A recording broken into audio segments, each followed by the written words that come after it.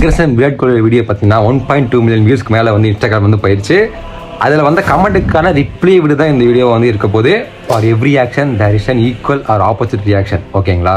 இப்போ வந்து விராட் கோலி வந்து அப்படி சொல்லாமல் இருந்தால் நான் வீடியோ எடுத்து போனோம் இந்த மாதிரி கான்ட்ரவர்சி ஆகணுன்ற தேவையே வந்து யாருக்கு இருந்திருக்காது. ஃபர்ஸ்ட் பொலாட் வர்சஸ் கோலின்னு சொல்லிட்டு ஸ்டாக்கும் பொலாடுக்கும் ஒரு சண்டை வரும். ஓகேங்களா? அப்போ வந்து விராட் கோலி வந்து இன்வால்வ் ஆகிருப்பாரு. அப்போ வந்து பொலாட் மேலே பெரிய மிஸ்டேக் இருக்கு. ஓகேங்களா? அது ஃபைன் அப்படி நம்ம வச்சுக்கலாம். அதுக்கப்புறம் எடுத்து பார்த்தீங்கன்னா நவீன் உள்ளாவுக்கும் இப்போ விராட் கோலிக்கும் பெரிய பஞ்சாயத்து இருக்கும். அதுக்கு முன்னாடி கௌதம் கம்பீர் விராட் கோலிக்கும் ஒரு பிரச்சனை இருக்கும்.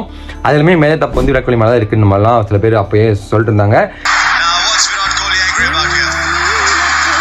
நவீனுல்லாவுக்கும் விராட் கோலிக்கும் ஒரு பெரிய பிரச்சனை வரும். அப்போ பார்த்தீங்கன்னா விராட் கோலி வந்து நீ என் கால் தூசிக்கு சம்பந்தம் அப்படின்னு தான் சொல்லியிருப்பாரு. ओकेங்களா?